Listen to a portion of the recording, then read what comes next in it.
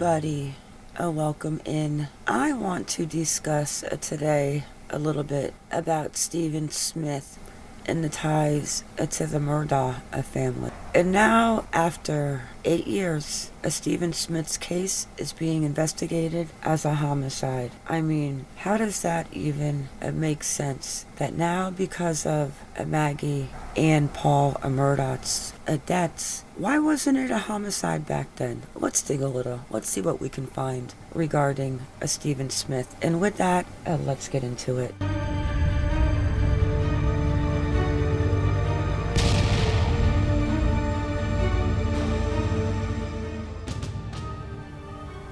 I am not sure who watched the Alex Murdaugh trial. I watched it every day. But besides that, I want to talk about Stephen Smith. I actually got my hands on the 2015 death investigation report, and this has been shady since day one. And after reading this is disturbing, and I have to wonder what his poor mother has been through. July 8th, 2015, the body of 19-year-old Stephen Smith was found on Sandy Run Road in Hampton County, South Carolina. Later, the coroner, Ernie Washington, declared Smith had died from blunt force trauma to the head, likely from the mirror on a passing vehicle. Police believe Smith ran out of gas while on his way home from college, even though his family questions it. Stephen's mother, Sandy, has said in an earlier report that Stephen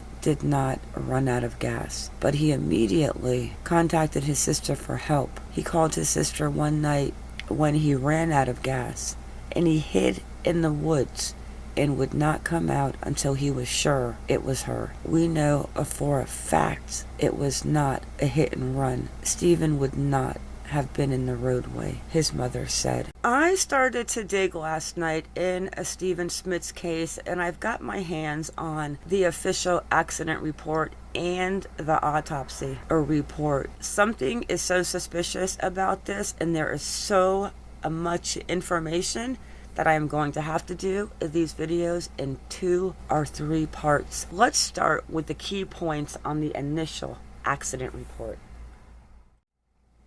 There is so many layers to Stephen Smith's death. So I am just going to read a couple of the main points in this, and I will attach the link below in the bottom. July 8th, 2015, I was called by Corporal Allen at 05:37 hours, advising we had a possible hit-and-run fatality on Sandy Run Road. He was advised to call the on-call commander, Lieutenant King. Allen called me back at 06:08 hours to advise me a mate team was en route to the scene and he was almost there. I left my residence and headed to the scene and was advised by Corporal Allen that it was a homicide, not a hit and run. I advised Allen to make sure that was the ruling of the coroner and Hampton County's sheriff's office, and that I would be there shortly. I arrived on scene at approximately 06:25 hours and observed a white male lying in the roadway on the center line with head trauma to the right side above his brow. I spoke to the Hampton County coroner, Ernie Washington, who immediately advised me it was a homicide. He pointed out the wound to be a gunshot wound and showed me the entry point. Assistant Coroner Kelly Green then began to show me photographs they took, again pointing to the entry point to the head and also a defensive wound to the hand. I then asked for clarity if they were sure it was a homicide, and their response was yes. I then advised we no longer needed the mate team. I asked if our assistance was needed, and I was told no. They were just waiting of SLED's crime scene unit to arrive. I walked the scene and saw no evidence of any car parts or pieces, and then had all units clear the scene. This is only 2 pages, but it is packed in here. Let me go back to page 1 real quick. I want you, Dr. Presnell. Where is she? I immediately called back Ernie Washington and asked for the name and phone number of the doctor who conducted the autopsy. I was given her number and called a Dr. Aaron Presnell. to try and understand what brought her to that decision. She said that it was not a gunshot wound and no bullet or fragments were found during the x-ray, and that it didn't look like a bullet wound in her opinion.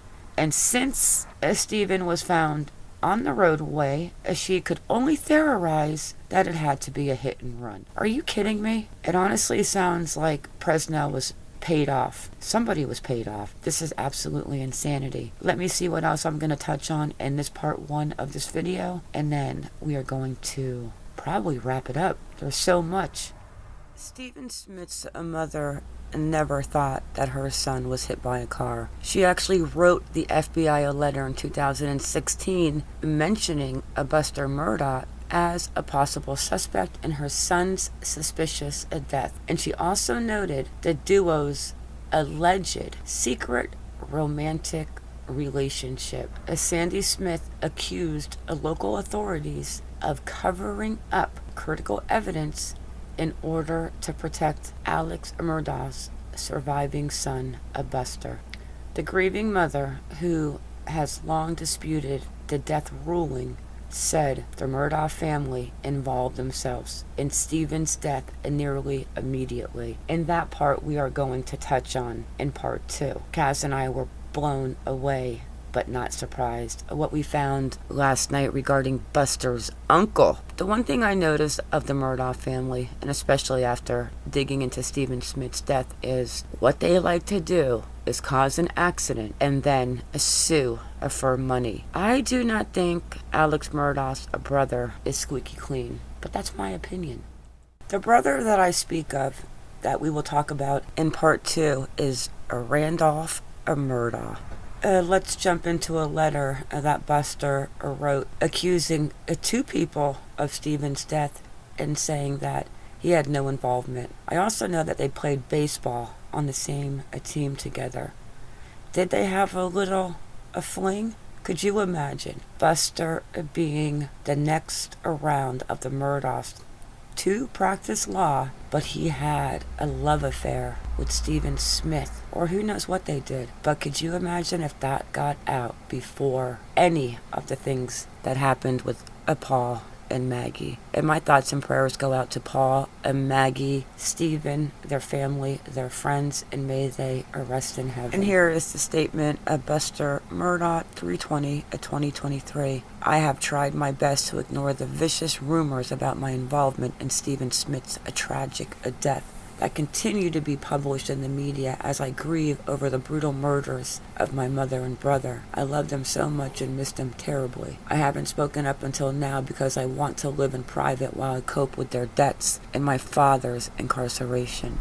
Before, during, and since my father's trial, I have been targeted and harassed by the media and followers of this story. This has gone on far too long. These baseless rumors of my involvement with Stephen and his death are false. I unequivocally deny any involvement in his death, and my heart goes out to the Smith family. I am requesting that the media immediately stop publishing these defamatory comments and rumors about me. Agents of the South Carolina State Law Enforcement Division, also known as SLED, opened a homicide investigation into Stephen Smith's death just 2 weeks after the savage slayings of 52-year-old Maggie Murdaugh and 22-year-old Paul Murdaugh on June 7th, 2021 at a Moselle. Sandy Smith, Stephen's mother, held a news conference on Monday morning, which we will go over in the next video.